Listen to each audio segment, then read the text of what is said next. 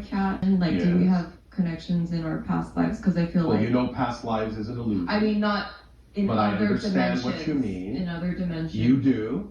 Most of you have connections with animals in other dimensions. She's very evolved. I feel like she's more evolved than... All the animals are more evolved than you all are. Well, no, I'm saying more evolved than other animals. More evolved than human. Well, I know. The idea, in many ways, is that's because they're specialists, not generalists. Oh. So they exhibit all of their intelligence in a specific focus. All they need to be is a cat.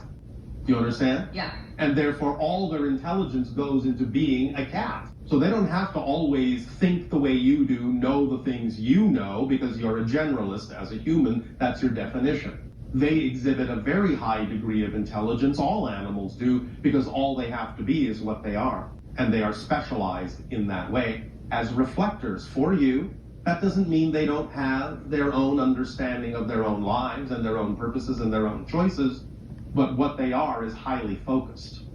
And therefore they exhibit all of their intelligence in that expression, and they don't need to generalize it.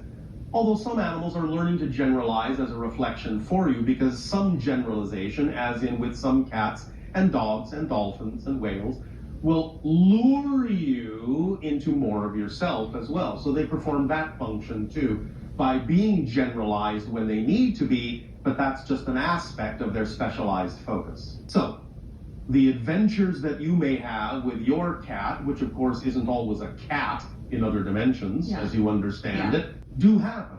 You go on many adventures with your animals in other dimensions, and they take on many other forms in other dimensions that may not even really be what you would recognize as an animal. We are the Yale Shonaya.